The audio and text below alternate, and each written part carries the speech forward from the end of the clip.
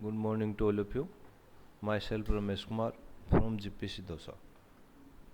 जैसा कि अपन circuit analysis में लास्ट क्लास में अपन ने बेसिक एलिमेंट्स स्टार्ट किया था, उसमें रजिस्टर अपन ने पढ़ लिया था। रजिस्टर क्या होता है, वो किस किस फैक्टर पे डिपेंड करता है। इसके साथ ही उसके दो कॉम्बिनेशन सीरीज और पैरेलल कॉम्बिनेशन अपन ने पढ़े थे। आज अपन नेक्स्ट एलिमेंट पढ़ेंगे इंडक्टर। तो इंडक्टर्स को पढ़ने से पहले अपन पढ़ेंगे इंडक्टेंस। तो इंडक्टेंस एक प्रॉपर्टी होती है कंडक्टर की, जिसमें आपके एक ईएमएफ यानी वोल्टेज प्रोड्यूस होता है जब उसमें कोई फ्लक्स चेंज होता है या उसमें से जो बहरी करंट है वो आपकी चेंज होती है। इस प्रॉपर्टी को इंडक्टेंस कहते हैं।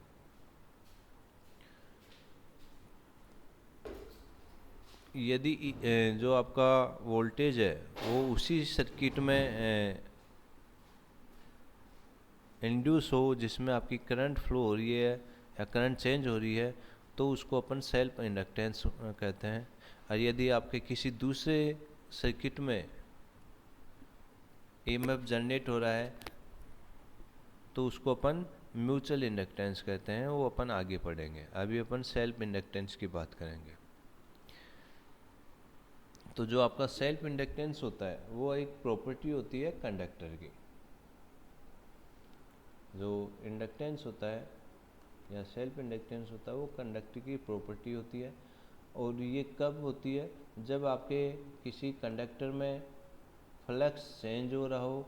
या फ्लक्स कब चेंज होगा, जब उसमें से जो करंट फ्लो हो रही है वो आपकी चेंज होगी। इसलिए ये किसी कंडक्टर की प्रॉपर्टी होती है। जो सेल्फ इंडक्टेंस है या इंडक्टेंस की बात करेंगे तो इसको जो मेजर किया जाता है उसको हेनरी में किया जाता है। इसको एच से डिनोट करते हैं, हेनरी को कैपिटल एच से। तो जो आपका यहाँ पे मिली हेनरी भी हो सकता है, माइक्रो हेनरी भी हो सकता है। तो ये आपका मिली 10⁻³ हेनरी हो जाएगा। 10⁻⁶ होगा तब माइक्रो हेनरी हो जाएगा। यदि अपन इसके लिए इंडक्टेंस के लिए अपन फॉर्मूला डिज़ाइन करें, तो यदि आपकी कोई करंट चेंज हो रही है 0 to I एम्पियर, इनिशियली आपकी करंट 0 थी, फिर आपकी I करंट चेंज हो रही है और उसकी वजह से आपका जो फ्लक्स चेंज होगा वो आपका 0 to 5 वेबर चेंज हो रहा है। यानी 0 के करस्पॉन्डिंग 0 आपका फ्लक्स था, 0 करंट के करस्पॉन्डिंग 0 फ्लक्स था, और I करंट के करस्पॉन्डिंग आपका 5 आपका फ्लक्स है। तो उसकी वजह से जो चेंज हो रहा है वो आपका DI इक्वल टू क्या हो जाएगा, I, और D5 इक्वल टू 5। अब इसको अपन फॉर्मूले में लिखते हैं। अपन जानते हैं ये आपका लेंज का नियम होता है, E equal to ND5/dt equal to LDI/dt। यहाँ से इसको सोल्व करेंगे तो L का मान आपका ये आ जाएगा। तो यहाँ पे अपन देखते हैं L होता है वो किस किस पे डिपेंड करेगा, नंबर ऑफ टर्न्स, यानी जो भी आपकी कोइल्स होती है उसमें जो कुंडल होते हैं उनकी संख्या कितनी है, और इसके अलावा फाई यानी फ्लक्स कितना चेंज हो रहा है, और आई उसमें करंट कितने चेंज हो रही है। तो इस तरीके से एल का अपन मान निकाल सकते हैं।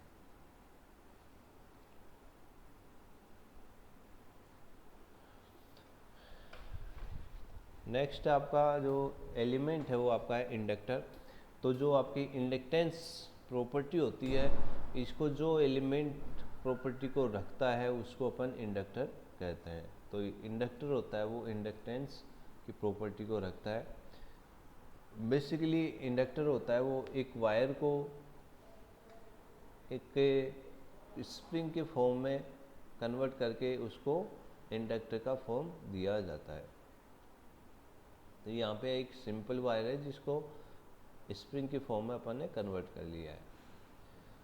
तो बेसिकली आपकी जो इंडक्टर होता है वो दो टाइप का होता है। एक आपका एयर कोल्ड इंडक्टर होता है एयर कोर इंडक्टर, ये आपका एयर कोर इंडक्टर है। तो एयर कोर इंडक्टर मतलब इसमें जो अंदर जो कोर होगा यहाँ पे कोइल के अंदर वो एयर रहेगी, या इसमें सिरेमिक में अपन काम में ले सकते हैं। तो सिरेमिक होता है उसका जो टेम्परेचर कोफिशिएंट होता है वो आपका बहुत कम होता है, इसलिए जब टेम्परेचर बढ़ेगा तो इसमें एक्सपोनेंट इसका जो एक्सपेंशन है वो आपका बहुत कम होता है, इसलिए अपन इसमें सिरेमिक भी काम में ले लेते हैं।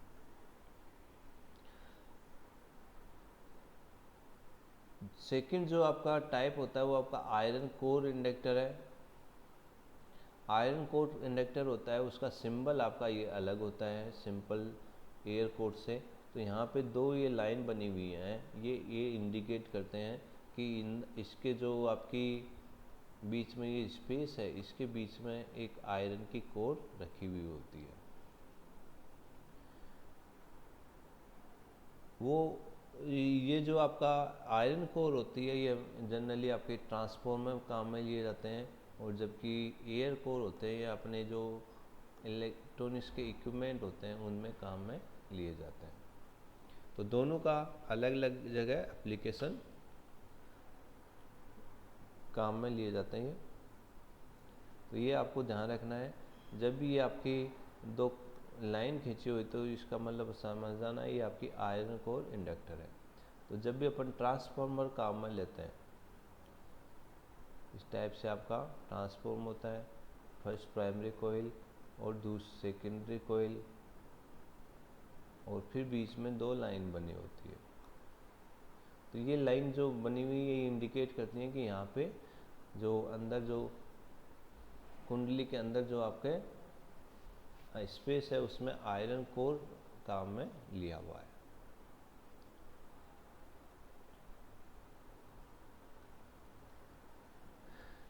नेक्स्ट है आपका जो इंडक्टर होता है वो किस किस फैक्टर पे काम करता है या किस किस फैक्टर से अफेक्ट होता है।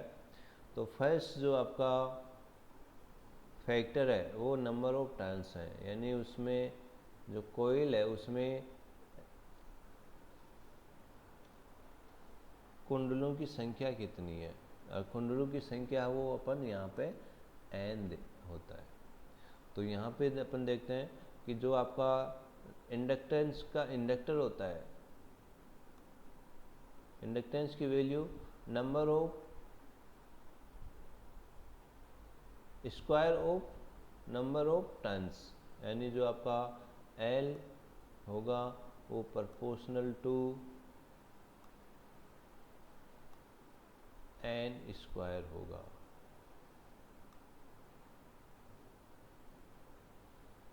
तो यहाँ पे जैसे जैसे नंबर ऑफ टर्न्स बढ़ेंगे वैसे वैसे आपका L बढ़ता जाएगा। यदि मैं डबल करता हूँ तो आपका L होगा वो 4 गुना हो जाएगा, क्योंकि 2n हो जाएगा, 2n का स्क्वायर करेंगे तो 4n स्क्वायर जो पहले का ये आपका 4 गुना हो जाएगा। ऐसे इंडक्टेंस होता है वो एरिया के समानुपाती होता है, directly proportional to area, L proportional to A। तो अपन बात करते हैं जैसे जैसे आपका एरिया बढ़ता जाएगा, या अपन ये बोलेंगे जो कोई आपकी कोयल है जैसे जितनी ज़्यादा मोटी होगी उसका इंडक्टर टेंस है वो उतनी ही ज़्यादा रहेगी। देन आपका लेंथ पे जो आपका इंडक्टर का इंडक्टेंस है वो इन्वर्सली प्रोपोर्शनल टू L होता है, L प्रोपोर्शनल 1/L।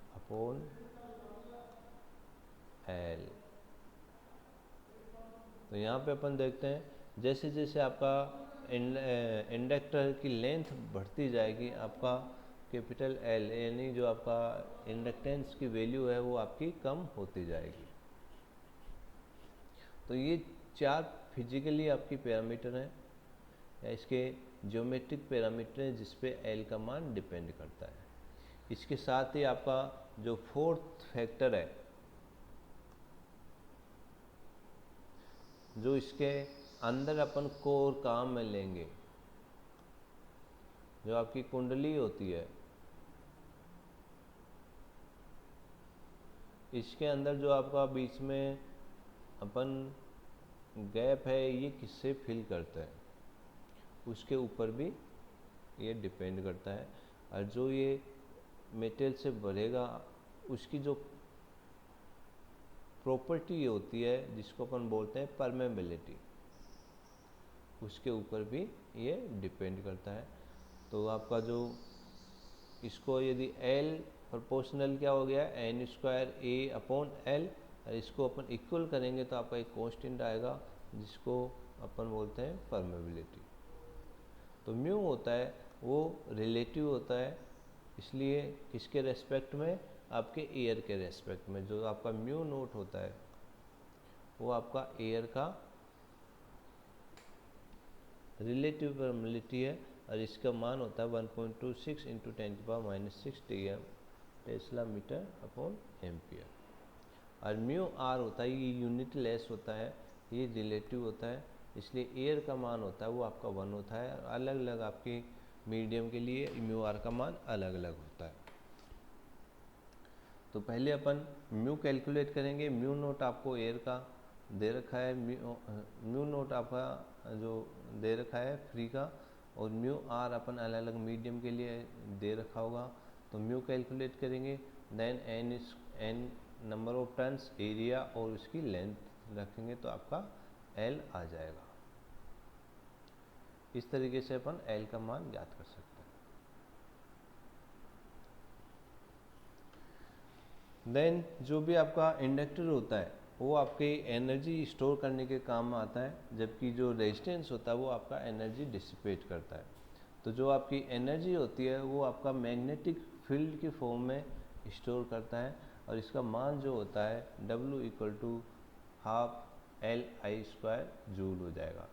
तो यहाँ पे एल है वो आपका जो इंडक्टेंस है इंडक्टर की वो है, एल इंडक्टेंस इंडक्टर की इंडक्टेंस है, और आई उसमें से जो करंट फ्लो होगी उसका मान है।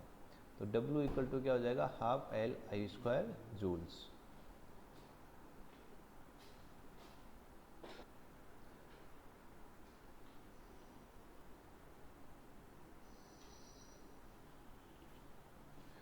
देन अपन इसका कॉम्बिनेशन देखते हैं। तो आपके दो कॉम्बिनेशन बनेंगे इसके भी, जैसे आपका रजिस्टर के होते थे, एक आपका सीरीज कॉम्बिनेशन, एक आपका पैरेलल कॉम्बिनेशन। तो जो आपका सीरीज कॉम्बिनेशन होता है उसमें जो एलिमेंट जुड़ेंगे वो एंड टू एंड जुड़ेंगे, यानी एक जो इंडक्टर है उसका एक एंड पे यहाँ पे, दूसरा जो इंडक्टर है उसका पहला सिरा यहाँ पे जुड़ेगा। ऐसे ही आपका जो L2 है उसका एक एंड यहाँ पे है, और जो आपका L3 का पहला एंड आपका यहाँ पे है। तो एंड टू एंड जुड़ेंगे। तो जैसा आपके रजिस्टर में होता था वैसा ही आपका यहाँ पे होगा। यहाँ पे अपन देखते हैं जो भी आपकी करंट फ्लो होगी यहाँ पर इस सिरा से, ये करंट आपकी जो इतने भी इंडक्टर हैं L1, L2 और L3 तीनों में से फ्लो होगी, यानी करंट का मान तीनों में सेम रहेगा।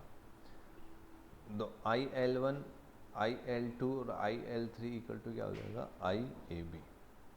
लेकिन जो आपका वोल्टेज ड्रॉप होगा V1 L1 के क्रॉस, V2 L2 के क्रॉस और V3 L3 के क्रॉस, इनका मान अलग अलग होगा। और जो ये आपका तीनों का सम करेंगे तो ये आपका जो आउटर जो वोल्टेज है लगाएंगे अपन A और B के बीच में, उसके बराबर होगा। तो अपन जो आउटर वोल्टेज लगा रहे हैं वो VT इक्वल टू क्या हो जाएगा V1 plus V2 plus V3।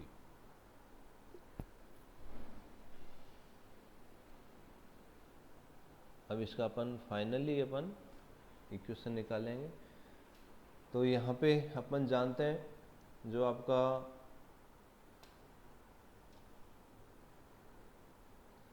Self induce जो EMF होता है,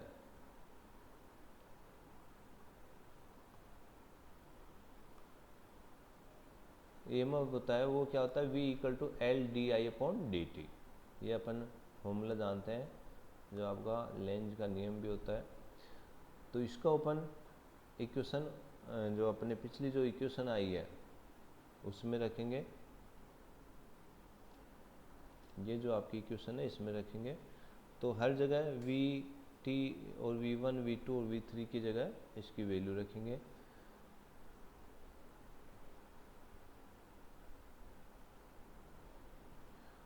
तो यहाँ पे क्या हो जाएगा, जो L इक्विवेलेंट इक्वल टू क्या हो जाएगा, जो इनिशियली जो करंट फ्लो होगी तो di/dt हो जाएगा इक्वल टू L1, करंट आपकी सभी में सेम रहेगी तो di/dt प्लस L2 di/dt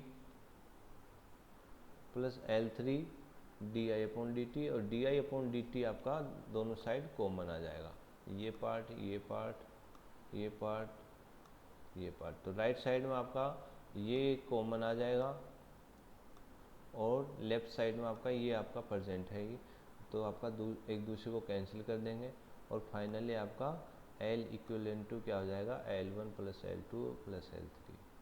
तो यहाँ पर अपन देखते हैं जैसे आपका रेजिस्टेंस में होता था वैसे ही यहाँ पर भी आपके सीरीज यदि इंडक्टर जुड़े हुए हैं तो वो सारे ऐड हो जाएंगे। यदि आपके n इंडक्टर प्रेजेंट है तो n को अपन एक साथ जोड़ देंगे।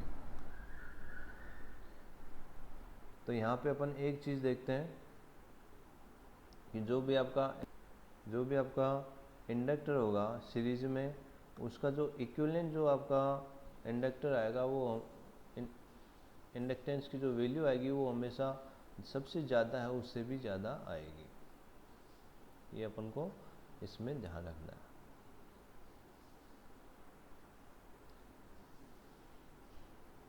नेक्स्ट जो आपका कॉम्बिनेशन है पैरेलल कॉम्बिनेशन है। तो पैरेलल कॉम्बिनेशन में जितने भी आपके इंडक्टर हैं वो सारे के सारे पैरेलल कनेक्टेड होंगे। तो पैरेलल में क्या होता है, जितने भी आपके इंडक्टर हैं उनका एक एलिमेंट एक साथ जुड़ा होता है जबकि दूसरा एलिमेंट दूसरे के एक साथ जुड़ा होगा। तो यहाँ पे देखिए पैरेलल में हमेशा जो वोल्टेज होता है तीनों के, जो आपके L1 L2 L3 इनके अक्रॉस जो वोल्टेज होगा वो आपका सेम रहेगा। तो VL1 VL2 VL3 equal to क्या हो जाएगा, VAB। लेकिन तीनों ब्रांच हैं उसमें आपकी करंट रहेगी वो आपकी डिफरेंट रहेगी। तो I1 I2 और I3 रहेगी, और जो किसके बराबर रहेगी, आपकी I के बराबर। तो यहाँ पे अपन करंट डिवाइडर का नियम लगाएंगे तो I इक्वल टू क्या हो जाएगा, I1 plus I2 plus I3। सो KCL का नियम लगाएंगे यहाँ पे, तो I equal to I1 plus I2 plus I3।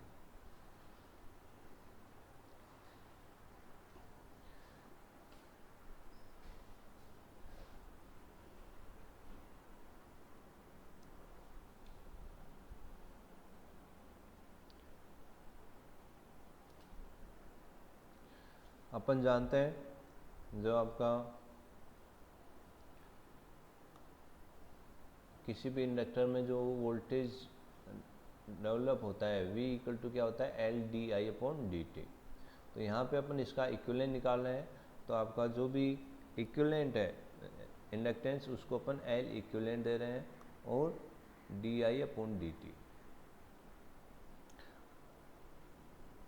VAB आपका सेम हो जाएगा और L इक्विवेलेंट d/dt। I का मान अपन यहाँ पे रखेंगे, तो अपन I का मान अपन ऊपर से रखेंगे, तो I का मान होता है वो आपका डिवाइड हो रहा है, इसलिए I इक्वल टू क्या हो जाएगा, I1 plus I2 plus I3। इस dI/dt को अपन अंदर ले जाएंगे तो आपका di1/dt हो जाएगा अलग अलग, di2/dt हो जाएगा और di3/dt हो जाएगा। ठीक है, अब यहाँ से अपन ये जानते हैं V इक्वल टू क्या है, LdI/dt। तो यहाँ से dI/dt की वैल्यू अपन रखेंगे, तो VAB की जगह अपन जो आपका वोल्टेज अप्लाई कर रहे हैं वो आपका V कर रहे हैं, तो आपका V हो जाएगा।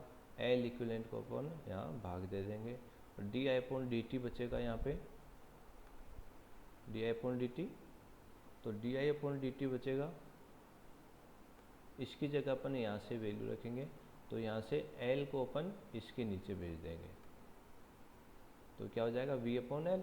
तो यहाँ पे di1 है तो आपका क्या हो जाएगा V/L1। ऐसे आपका di2/dt की जगह क्या हो जाएगा V/L2, और ऐसे आपका di3/d3 की जगह क्या हो जाएगा V/L3। अब जो लेफ्ट साइड में और राइट साइड में आपका V कॉमन आ जाएगा,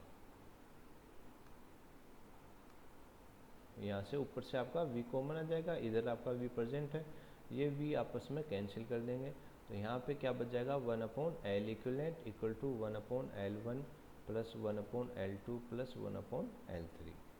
तो ये आपका फाइनली इक्विवेलेंट आ जाएगा। तो 3 यदि इंडक्टर है उसका इक्विवेलेंट निकालना है तो आपका ये इंडक्टर की इक्विवेलेंट की इक्वेशन आ जाएगी। तो ये इक्वेशन होती है वो आपकी जो रेजिस्टेंस होता है उसी के समान है, तो जो आपका रेजिस्टेंस का इक्विवेलेंट है उसी अनुसार अपन L का भी निकाल सकते हैं। यदि n इंडक्टर दिए हुए हैं तो उसका जो इक्विवेलेंट होगा वो आपका इस इक्वेशन से दिया जाएगा 1/L equivalent to 1/L1 plus 1/L2 plus 1/L3 और n तक ये चलता जाएगा। यदि आपके दो ही आपके इंडक्टर जुड़े हुए हैं तो जो आपका L इक्विवेलेंट टू क्या हो जाएगा L equal to L1 into L2 upon L1 plus L2 जो आपका रजिस्टर में होता था। ठीक है, तो ये आपका अपन कोई भी आपका कॉम्बिनेशन है, सीरीज हो या पैरेलल हो, वो अपन इसे की सहायता से कैलकुलेट कर सकते हैं। नेक्स्ट जो आपका एलिमेंट है वो आपका कैपेसिटेंस। तो कैपेसिटेंस होता है वो आपकी एक प्रॉपर्टी रखता है कि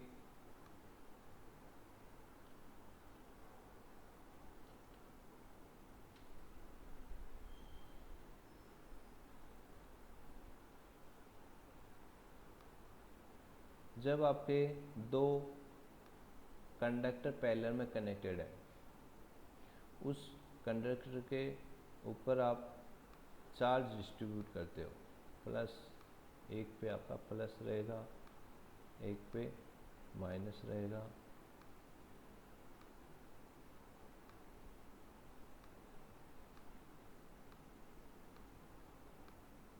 तो उसके बीच में आपका एक इलेक्ट्रिक फील्ड बनेगा और इसकी डायरेक्शन रहेगी वो हमेशा पॉजिटिव टू नेगेटिव रहेगी। इसके बीच में आपका कोई भी मीडियम आ सकता है जिसको अपन डाइलेक्ट्रिक मटेरियल बोलते हैं। तो यहाँ पे आपका कोई भी आपका मटेरियल बढ़ सकता है, ये आपका कोई मटेरियल भरा हुआ है, तो इसको अपन डाइलेक्ट्रिक मटेरियल बोलेंगे। तो इस फॉर्म में आपका एक एनर्जी स्टोर कर होती है, और इस एनर्जी स्टोर करने की जो प्रॉपर्टी होती है उसको अपन क्या बोलते हैं कैपेसिटेंस बोलते हैं। या चार्ज स्टोर करने की जो प्रॉपर्टी होती है उसको अपन क्या बोलते हैं कैपेसिटेंस बोलते हैं। तो यहाँ पे ये एक बात चीज़ देखने की है कि जो भी चार्ज स्टोर होगा वो दोनों प्लेट पे सेम रहेगा, लेकिन उसकी पोलरिटी अलग अलग होगी। ठीक है, वन प्लेट पे पॉजिटिव क्यू है तो नेगेटिव आपका है, तो उस पर जो कैपेसिटेंस होगा वो आपका इससे दिया जाएगा, यानी उसके ऊपर चार्ज कितना स्टोर है अपॉन उसका वोल्टेज।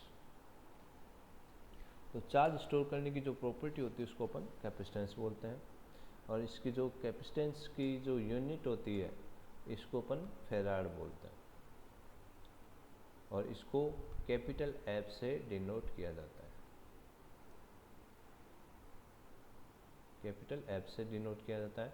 तो आपका मिली फेरेड भी हो सकता है, माइक्रो फेरेड भी हो सकता है। माइक्रो के लिए म्यू दिखाएगा, नैनो के लिए आपका n दिखाएगा।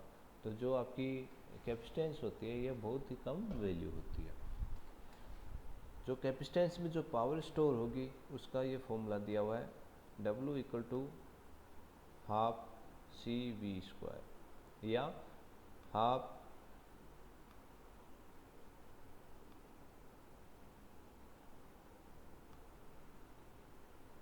Q upon Q square upon C B दिया हुआ होता है। क्योंकि यहाँ पे अपन v का मान रखेंगे यहाँ से,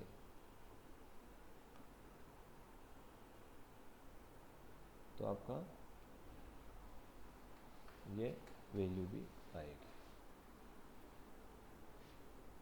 अलग अलग फॉर्मूला, तो ये आपको फॉर्मूला याद रखना। तो ये दो फॉर्मूले यहाँ पे आए, एक तो Q equal to C V या C इक्वल टू क्या होता है Q अपॉन वी। तो कैपेसिटेंस होता है वो चार्ज कितना स्टोर हो रहा है अपॉन वो उसके वोल्टेज कितना है उसका रेशियो होता है, और उसमें पावर कितनी स्टोर होती है ये अपन को याद रखना है।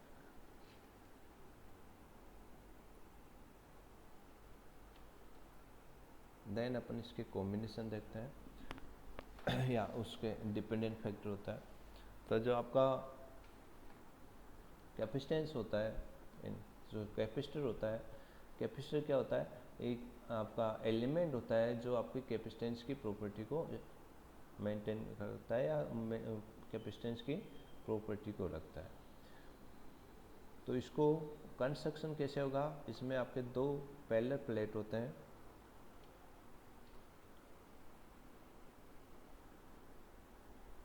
Consist of to plates, parallel plate होंगी जिनका कुछ ना कुछ एरिया होगा और वो कुछ दूरी पे होंगे, और उसके बीच में क्या भरा होगा आपका एक डाइलेक्ट्रिक मटेरियल भरा रहेगा। और ये जो डिपेंड करेगा कैपेसिटेंस, वो इसके तीन फैक्टर पे काम करता है, डिपेंड करता है। एक उसके एरिया पे, यानी C प्रोपोर्शनल क्या हो जाएगा A, यानी जो आपका कैपेसिटर है वो उसके एरिया के समानुपाती होता है, और जो इसके बीच की जो डिस्टेंस होती है उसके व्युत्क्रमानुपाती होता है। इसको बराबर करेंगे तो एक आपका कांस्टेंट फैक्टर आएगा जिसको अपन बोलते हैं परमिटिविटी। तो जो आपका यदि बीच में एयर भरा रहेगा तो उसका जो E का मान है वो आपका E नोट हो जाएगा, जो आपका कितना होता है 8.85 इंटू 10⁻⁻12 फेरेड पर मीटर। यदि एयर नहीं है और कुछ मटेरियल भरा हुआ है तो उसकी रिलेटिव परमिटिविटी दी जाएगी, और वो आपका ER की जो यूनिट होती है वो कोई यूनिट नहीं होती है, ये यूनिट लेस क्वांटिटी होती है। और आपको जो फॉर्मूला होता है वो आपका ये दिया होगा, तो आपको ये याद रखना है, C equal to epsilons A upon D, और एप्सिलॉन्स का मान होता है एप्सिलॉन नॉट एप्सिलॉन्स R, और C को जो नापते हैं वो आपका क्या होता है फेराड्स। तो ये आपका फॉर्मूला है। ऐसे ही आपका यदि ऐसे स्टेज में दिया हुआ है कैपेसिटर जिसमें n प्लेट लगी हुई है, 1 2 3 ऐसे आपकी n प्लेट लगी हुई है मान लेते हैं, तो जो आपका C का मान होगा वो ये हो जाएगा n -1 epsilon not epsilon A n-1 upon D। इस तरीके से अपन कोई कैपेसिटर है उसकी वैल्यू अपन निकाल सकते हैं। अब अपन इसका कॉम्बिनेशन पढ़ेंगे। कॉम्बिनेशन में फर्स्ट जो कॉम्बिनेशन होता है वो आपका पैरेलल कॉम्बिनेशन है। तो इसमें तीन कैपेसिटर हैं C1 C2 और C3। पैरेलल में मैंने पहले बताया था कि जितने भी आपकी कैपेसिटर हैं उनका एक एलिमेंट का एक सिरा आपका एक साथ कनेक्ट किया होगा। तो इस जो कैपेसिटर है इसका एक सिरा ये हो गया, इस C2 का एक सिरा ये हो गया, इस C3 का एक सिरा ये हो गया। तो इसको अपन एक साथ कनेक्ट करेंगे। ऐसे ही उसका दूसरा सिरा, तीनों कैपेसिटर है C1 C2 C3, इनका जो दूसरा सिरा है वो अपन एक साथ करेंगे। और दूसरा सिरा कौन सा है आपका, ये सिरा है।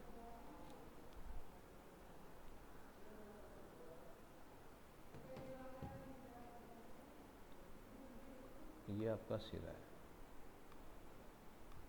ये दूसरा सिरा इस वायर के थ्रू यहाँ पे कनेक्टेड है।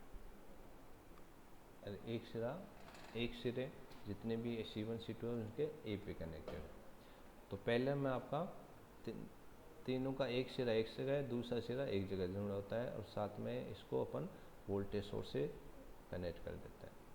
तो यहाँ से आपकी इसमें करंट फ्लो होगी, वो आपकी अलग अलग करंट यहाँ पे फ्लो होगी। उसकी वजह से इसमें अलग अलग चार्ज स्टोर होगा।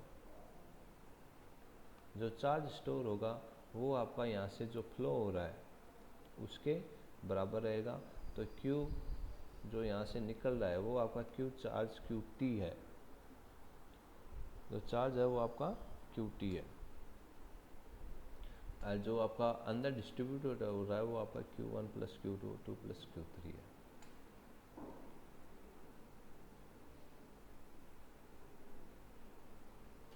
तो यहाँ पे अपन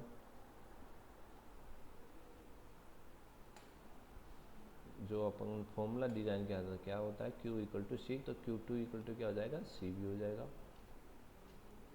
ऐसे Q1 क्या हो जाएगा,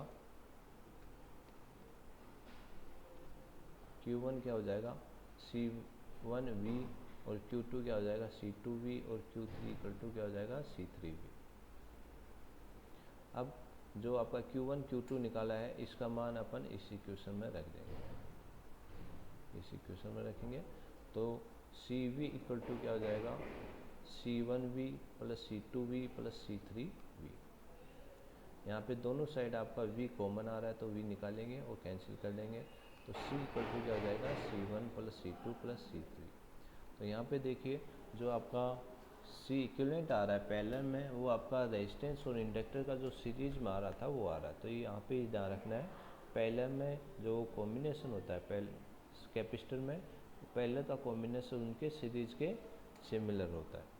यदि n आपके कैपेसिटर है तो C = क्या हो जाएगा, C1 + C2 + C3 + Cn। ठीक है।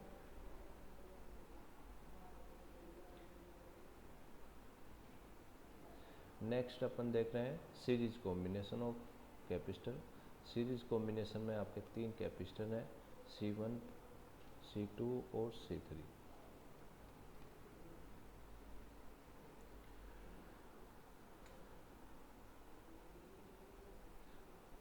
इसमें सीरीज में अपन ने पहले बताया एंड टू एंड कनेक्ट होते हैं। तो आपका जो आपका कैपेसिटर C1 है इसका एक एंड है उसका C2 के दूसरे एंड से कनेक्ट करेंगे, और C2 का दूसरा एंड है वो C3 के फर्स्ट एंड से करेंगे। तो इसमें एंड टू एंड कनेक्शन होता है। और इसका जो बाहरी अपन वोल्टेज V से कनेक्ट कर रहे हैं।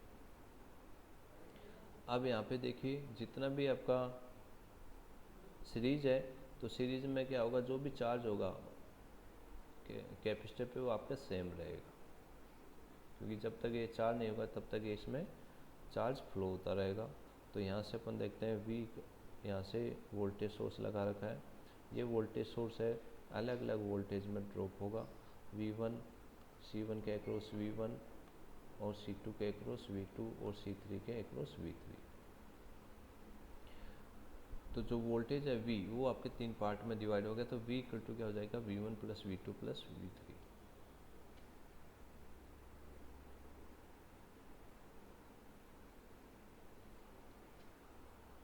तो यहाँ पे अपन